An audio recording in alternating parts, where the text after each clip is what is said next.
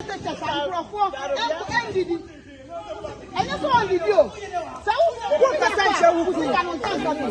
party has made room for appeals. I'm just telling you the process. We have not said that we have disqualified anybody. Able to do this. It's shameful, it's disgracing to allow our mothers and our wives and some of our men to come and go through this kind of...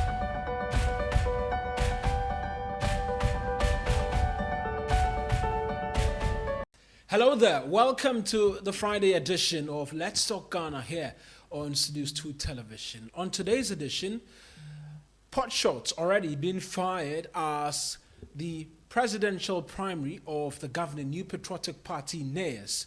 The vice president has been taking aim at Alan Kojo and his Idrusu mantra. We hear from the vice president shortly. Meanwhile, the governing party and its elections committee has concluded vetting of all 10 presidential aspirants. We hear from them much later. Food suppliers under the National Food Buffer Stock Company Limited are continuing to picket at the premises of the company in demand over some 200 million cedis plus debt owed them. They say they would not leave until the monies are paid.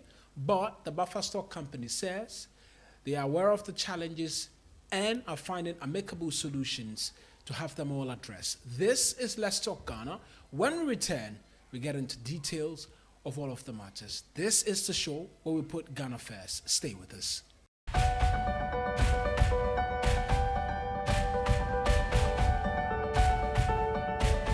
You're welcome back to Let's Talk Ghana. This is the show where we put Ghana first in all of our conversations. He airs every Mondays, Wednesdays, and Fridays here on Studios 2 TV, on YouTube, as well as on Facebook. We're beginning today from politics because it is beginning to heat up a lot more now. That's because the vice president has begun a tour in the Ashanti region, meeting party delegates ahead of the August 26th what is looking more and more like special delegates conference to trim down the number of aspirants for the governing New Patriotic Party and individuals interested in wanting to become the party's flag bearer. We'll get into the vetting process and all of that shortly. But the vice president yesterday, he met supporters in the Ashanti region. And amongst many things, did not spare Alan Kojo by throwing pot shots at him. According to him, he's worked hard enough and sacrificed a lot. That is why he must be the party's next flag bearer. On suggestions that Idru Obiso, to wait, it is somebody's turn. Where were they when he was mounting the dog in the 2012 elections petition? Here is the vice president in his own words. Time also we say young Supreme Court. Time also problem na ye wo party no ye say why na obekwa kwatna attack no was Supreme Court because when you say uko court we a politician danger wo ho enyesa why ye wo ho a omobeti me egu enimase uko court so na ye egu enimase ba o political career no ashe enyesa etina nipa bebre so obumeko akotena box ye bita we o we dey me timi ye we o no dey me tu kwai kakra me Ghana ha ye bisa we timi ye na that time no obi ambeka say eduru me so obi ambeka say eduru me so obi ambeka na anything na omoba me ho omo say Dr. Baumia say una oye pin sheet analysis you know oye pin sheet leader na yenya obi a obeko akotena adaka no anka obe pin so a anka no wako akotena mu na wo dey dance no amaye na me so me say ampa pin sheet analysis no me na me team leader me wo gidie wo analysis no mo me ko court no na ma ko face NDC for. And so that's the vice president in his own words, stating quite clearly that nobody can make the point or make the claim that it is their turn because they were simply not available when he was mounting the dock during the 2012 election petition. But Alan Tramantin, who has already been touring the Greater Accra region, not a direct response though, but has been speaking as well, where he says that had the establishment listened, perhaps we would not have been or gone to the IMF. No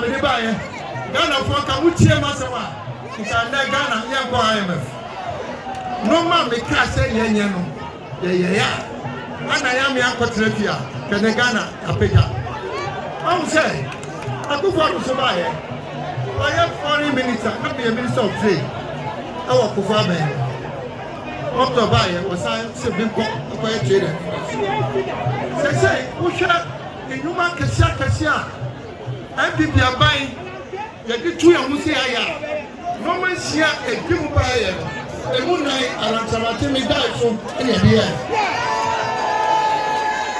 Yes, one decision on the factory. Yes, Anna, you can some cassia. Anna, you buy one decision on factory. Yeah, Massimo die, and my as you see them. Yeah, no, once a real bishop can say, African, you know, you did your bomb. You did your bomb. And also, near me die so.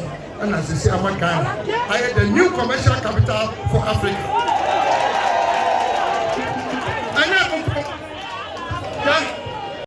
Well, all of this is happening despite warnings from the Elections Committee to have the campaigning towards the presidential primary be in the circles of decorum. Can these sessions be described as decorous? Is a conversation that we'll seek to have in the coming days. But on the vetting committee and its work, yesterday Adynimo, who's an engineer, became the last of individuals to have been vetted during the process. He spoke to journalists after the entire process. Let's just take a listen to exactly what he had to say. Well, it was a fruitful, refreshing engagement with the vetting committee, the presidential vetting committee. This is an in-house matter, so just to assess your qualifications for the position that I'm seeking, that is to lead the party.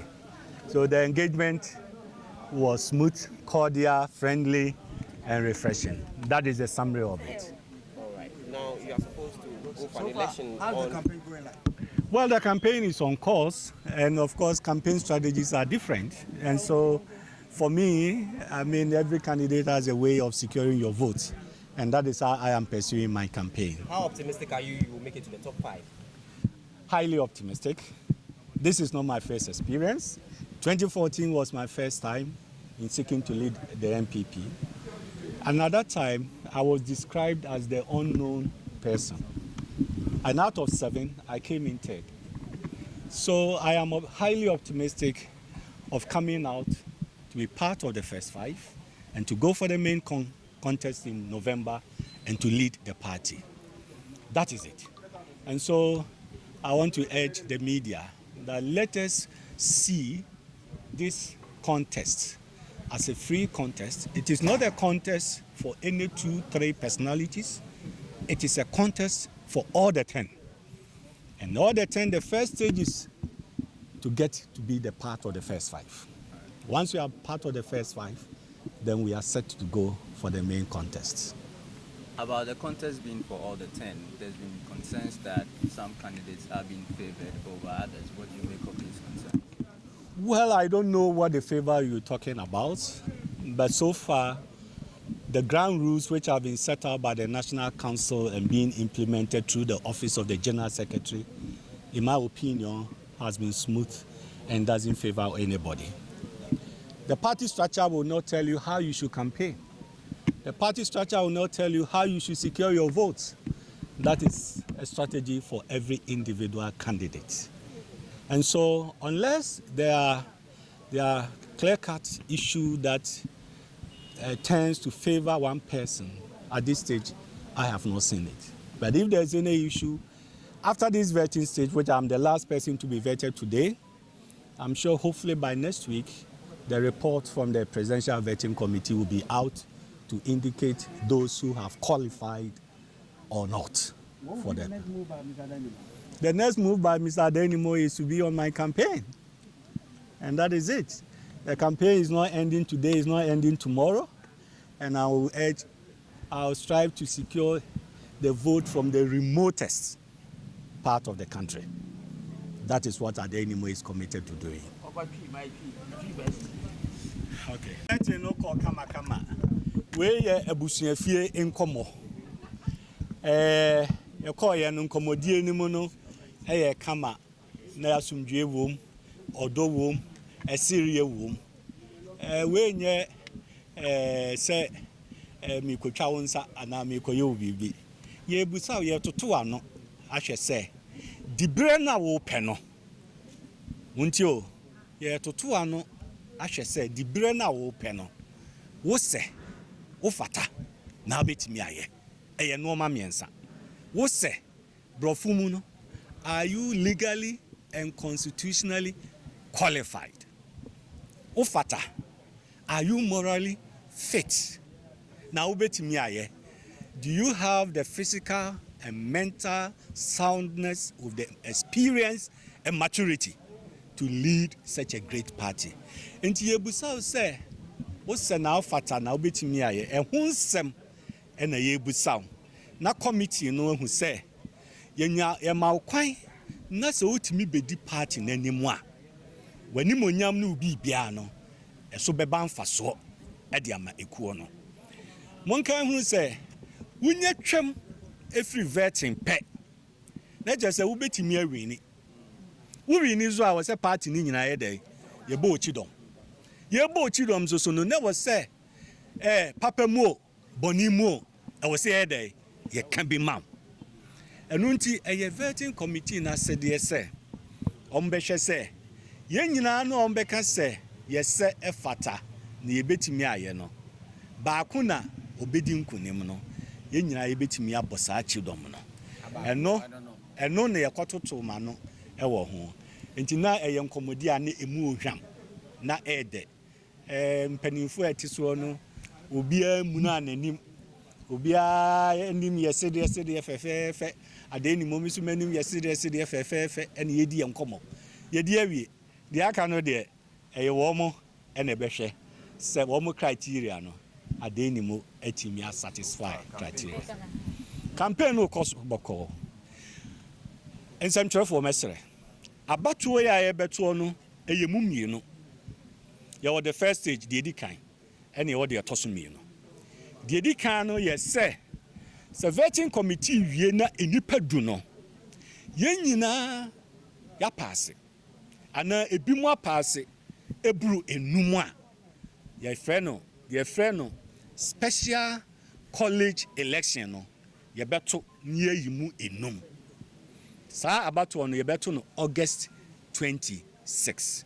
Indeed reporter vetting committee edi beko akoto national executive committee nanim no eno na betre say first stage of special college election no ye beto anase yento ye buru nipa num dia na ye beto sa ade no ti enfanse ye buru nipa num e wo meka num no ho a de wo ye bia no unim de be yedai ebesie enti wo kopepere wo ho kokoye bibi foforo na nipa num no wa meka ho a na de ebesie no se ne na wa ye ne dai wa fa ne sa mebo ana enu nti me campaign koso mpanimfo abeto ayi nipa num no ye ne omu di nkita hodie enipa soso beye over 200,000 a ebeto aba eji de obetu frank ade ama party no soso no bisane wo mu edi nkita ho enti ye ni mienu nyina ebom at the end of the day ni nyina mu no eyenkunimdie na Adenimo. Francis Adenimo, one of the individuals seeking to become the governing New Patriotic Party's flag bearer. Well, the elections committee, they sat after the entire process and sought to address the media. Obi Amwa is a member of the committee and speaks for them. He addressed the media yesterday. This is an official committee of the party, and the mandate is to find out that any person who is applying to be a presidential candidate is qualified according to the provisions of the Constitution of Ghana the party constitution and the rules and regulations of the party. We've spent the days here since Monday. Thankfully, today we have concluded on our assignment when we managed to vet the 10th person who has applied to be a presidential aspirant and a candidate for the party. I'm sure you know the distinguished ladies and gentlemen on the committee, and we may not need to introduce ourselves again. The most important thing is that we've complied with the mandate of the National Party to ensure that anybody who has applied to be counted as a presidential aspirant has gone through the process. As the chairman said, by Monday we should submit our report, and by the rules and timetable, within 48 hours, if any person has been disqualified, he has the right to appeal to the National Appeals Committee before the process continues.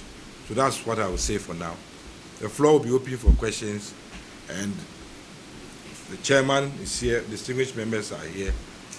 If we have to respond to the questions, we'll do so. So it's up to you now. The party has made room for appeals. I'm just telling you the process.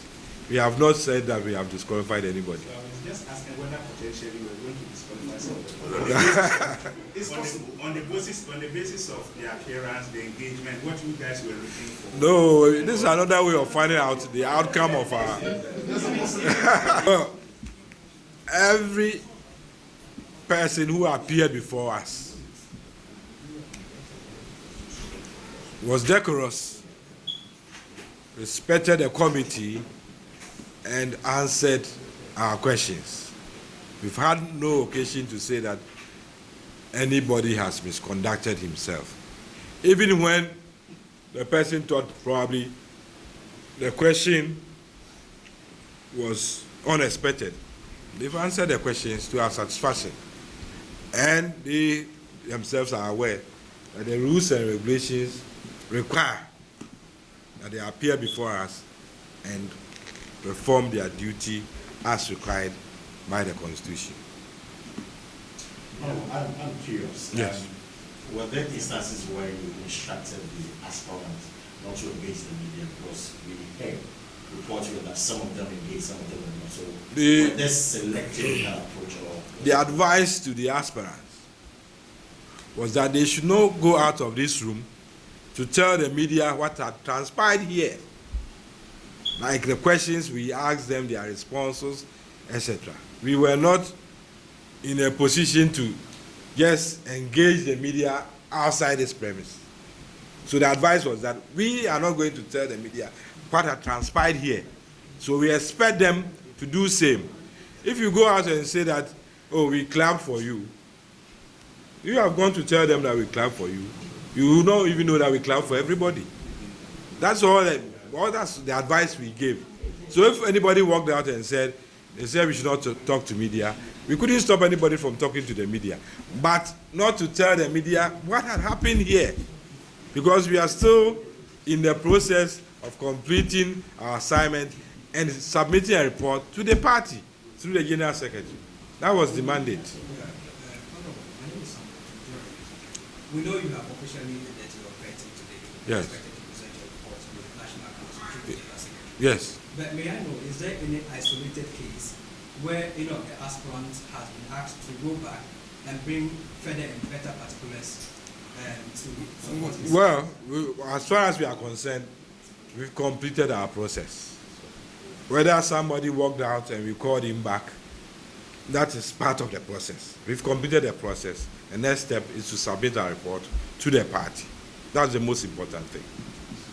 My name is Berryman from Antican TV. Yes. Certainly, we understand after the end of the vetting today, by a week time, we will see those who will be disqualified and so on.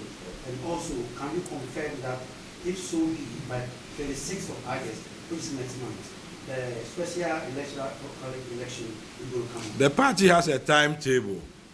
And this process is part of the timetable put out by the party. As I said, we were given a week within which to conduct this process and submit a report. Based on our report, the party will follow on with the timetable. And as has been put out, when they will ballot, when we will do the special electoral college, all has been spelled out by the party. Yes. Yes. What were you looking out for in these aspirants that came before? Well, to be exact, the party's constitution,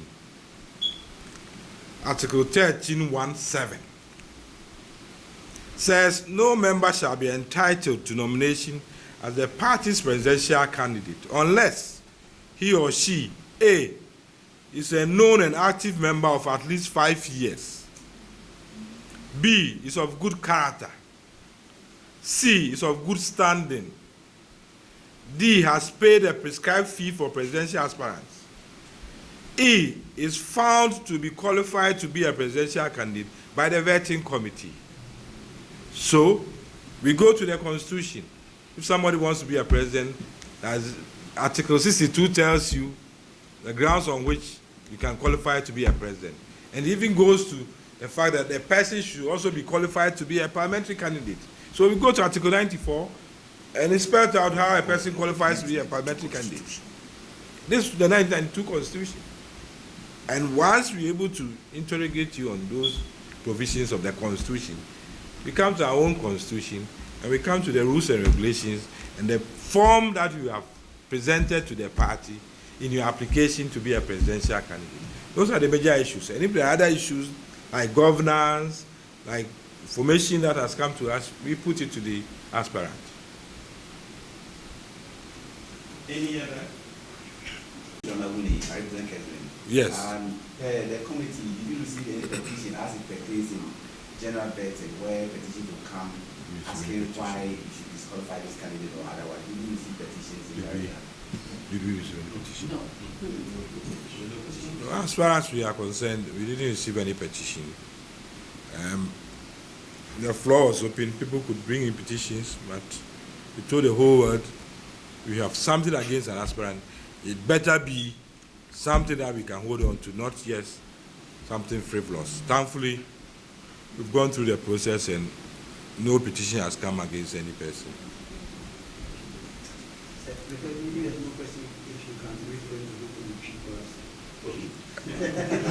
Those reports came out of this vetting committee, or you are just speculating? I'm not speculating.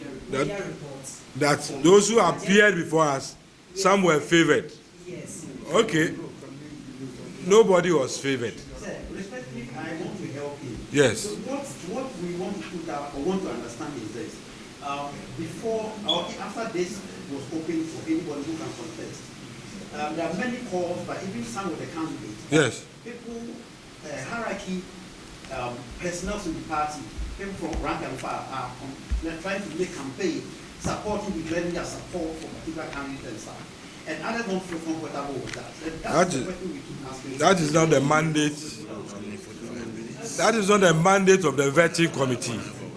The party, in submitting this, has listed under duties and responsibilities what every aspirant is expected to do and what officers of the party are expected to do. That is not the mandate of this committee.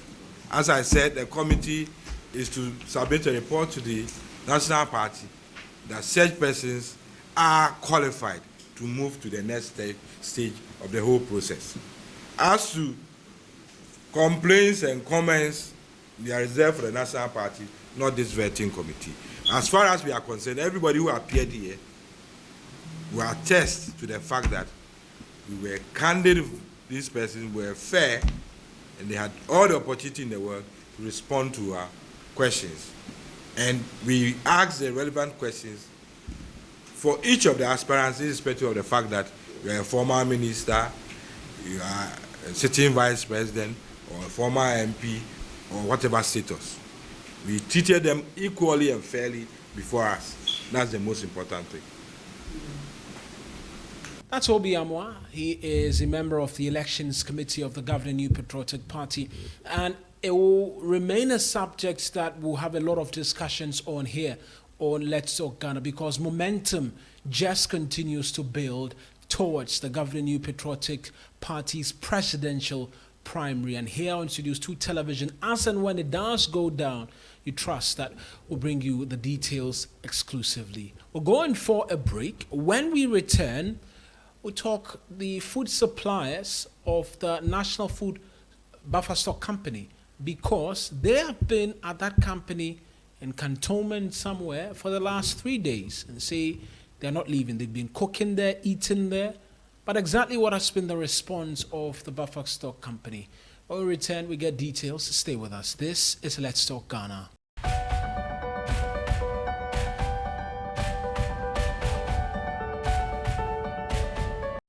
Right, you're welcome back to Let's Talk Ghana here on Studios 2 Television. We're going straight to our second conversation, and a worrying one, as a matter of fact, has to do with food suppliers under the Free SHS program, who deal directly with the National Buffer Stock Company, the Food Buffer Stock Company, and say they are owed in excess of over 200 million Ghana cedis. 200 million Ghana cedis. Somebody, one of the suppliers, is owed as much as 10 million cedis. She's vacated her home, cannot sleep. She has 2 houses, according to her. She cannot sleep at home because her debtors are after her. She says that when she returns home, they will shoot her and kill her because she's not been able to pay back money she borrowed in purchasing all of the supplies that goes to the senior high schools where the schools used to feed the Free SHS kids. Exactly why this is happening, it's not quite clear. But they've been there since Tuesday, is it? Been picketing there, they've been cooking there. Yesterday, at about the evenings, they were pounding fufu at the premises of the National Food Buffer Stock Company. First, it was pensioners, and now it's very old persons who've supplied food to the country's senior high schools who've not been paid by the Buffer Stock Company. Because according to the PRO, Amedume, he says that per interactions with the Education Ministry and the Finance Ministry, money has been released to the Buffer Stock, but they've not paid them. They've used it to pay old debt and have decided to contract new persons to come and be supplying the schools with food, whilst their debt has not been paid. And so they continue to be there. And I'm sure you're seeing the images on your screen as it continues to roll. They are there, hoping that their monies can be paid to them. We'll hear from Bernard Mona, one of the conveners of Arise Ghana, who decided to go and solidarize with them, took water and some items to them. Let's just hear from him as to the reasoning behind the decision to be there, and then I'll tell you about what was expected to be an intervention, but ended up being attempts to have them driven out of the Buffer Stock Company Limited. But first, let's hear from Bernard Mona.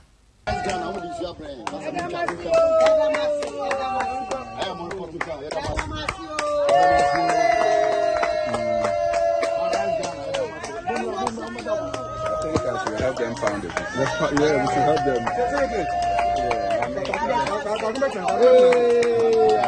This very picketing has, triggered this very response. There's a scheduled emergency board meeting, but it has no date. At least it can bring some sort of respite to the suppliers. What do you think?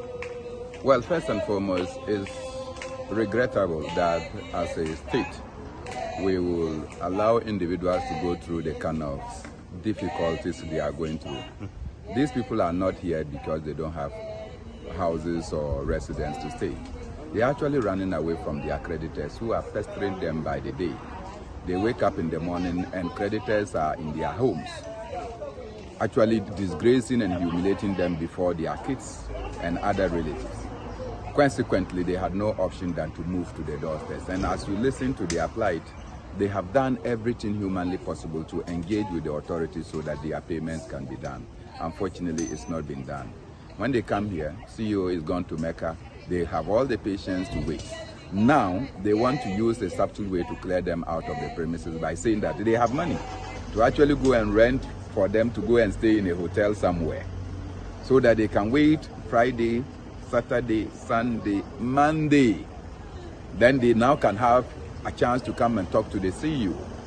After which, so what they are simply trying to do is that once they move out of here, you see that all these gates will be locked and then they will have nothing to do. I think that it is regrettable a sin. That their actions will be the reason for which you say they are calling for a board meeting. These people don't require any board meeting. All that there is that you owe them. Pay them their money. And but maybe that payment can come out of the resolution after the meeting. That is what I have said. Now look, we are all in this country. When there was by-elections in 2 constituencies, we saw the rapidity with which government was able to mobilize and galvanize resources to go and spread. All that these people are looking for is not even up to what we call it. It's 270 million. 270 million Ghana cedis. In effect, that is not up to $50,000. How is the government going to claim that they are not able to do this? It's shameful, it's disgracing to allow our mothers and our wives and some of our men to come and go through this kind of thing, particularly in this time of the season when you have a lot of mosquitoes. And then by the time they leave here, probably they will get malaria and other things. I feel ashamed as a Ghanaian around this time that this is how we will subject people, that we have gone to beg, that they should save us from embarrassment. They use their resources to save us. Pay them to, it has now become something that we are dilly-dallying. Okay. From the conversation I've had with the leadership of the association, it seems they are not going to, accept this proposal by the buffer stock company. Don't you feel it's more like they're not trying to find a truce on this very matter? Because at least they are meeting you halfway. How are you meeting somebody halfway when for 28 months you have not paid them? That is 2 years, 6 months. If at your workplace they've not paid you even for 6 months, how will you survive?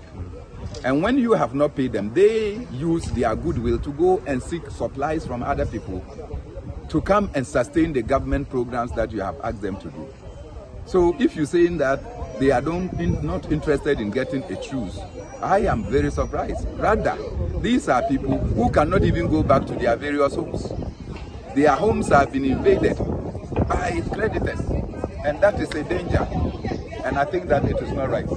So that's Bernard Mona. He's one of the conveners of Arise Ghana, one of the biggest protests which hit the country in 2022, the 28th and 29th of June, a date I quite remember really well. After all of that, when a lot of the individuals left, journalists were still there, and there was what was expected to be an intervention from the deputy CEO of the buffer stock company, and then reports of, is it the agric minister being present? Reports, because all of that seemed a bit murky. But after what was supposed to be an intervention, there were attempts to drive these food suppliers out of the premises of the buffer stock company. Here's exactly what it is that transpired.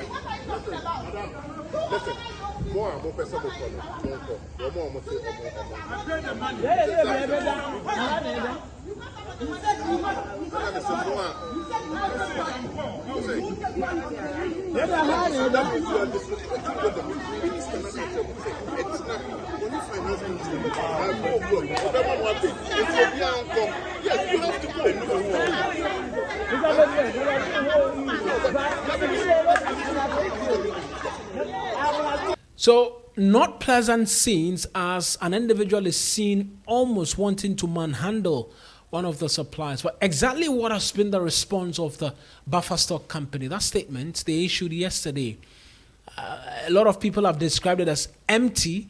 It's come up on your screens now. It's pretty short, so I'll just walk you through it, and it's on your screens now. It reads that the National Food Buffer Stock Company, NAFCO, duly acknowledges the indebtedness to its cherished suppliers. They're cherished, but you owe them 200 million. The company sympathizes with them on the unfortunate situation they find themselves, which has compelled them to picket at our head office premises. The company is equally concerned about their plight and appreciates their patience. An emergency board meeting has been scheduled on the situation, and the outcome, including a possible roadmap for resolution, will be shared thereafter. The board and management of NAFCO is committed to working with all key stakeholders, including the Ministries of Education and Finance, for the prompt resolution of the issues. It's signed Corporate Affairs and dated the 6th of July 2023. It was from yesterday. Empty, as described by some others. What are your views on this? Must it always take individuals who are owed to mass up at the premises of whoever owes them for the state to do what is right, do what is due? We've seen pensioner bondholders. Individual bondholders forum on Tuesday are going to be picketing at the finance ministry as well. I mean, it cannot always be this way. Yes, we've gone to the IMF. Yes, there's a difficulty. But free SHS must go on. There's explicit details from the report of the IMF which states that social protection programs will not be touched under this IMF program. Free SHS is a social protection program. And so if it is a social protection program, and these are suppliers towards free SHS program, why is it that they don't have their money? It doesn't quite add up. There are questions and more questions that need answers from the buffer stock company, who are evading all of these questions. And so they issue a statement and then they close shop. Whilst these, our mothers essentially and our fathers, continue to remain at their premises, and now they are seeking to drive them out of the place. It cannot be business as usual. It cannot be that individuals who offer their all to the state are treated in this manner. Pay them their monies. It's as simple as that. Must we wait for picketing to draw a roadmap as to how we will pay people we owe? Where is the integrity of the state? Where is the integrity of the National Food Buffer Stock Company? There's no integrity. As such, we will continue to see actions like this. The buffer stock is, the suppliers are the buffer stock company today. I mentioned individual bondholders forum will be at the finance ministry on Tuesday. The list will continue to go on and on. It cannot be business as usual. It cannot be business as usual. And so we expect that there be transparency always in a lot of these dealings. It makes individuals express misgivings about wanting to sacrifice for the state. How does somebody supply food worth 10 million cedis and you don't pay a dime? How do they pay their creditors, their debtors, and all of that? That's how we'll end today's edition of the show. Continues to be a problematic stance where we find ourselves in this country. But like we always say, this is the show where we put Ghana first in all of our conversations and say it as it is, as always. I am Eric Mawena Egbeta. We'll return on Monday, hopefully with some news of payment, or at least a structure to pay them, and maybe a forestalling of that planned picketing by the individual bondholders forum. Till we meet again, do stay safe and enjoy your weekend. Many thanks for watching.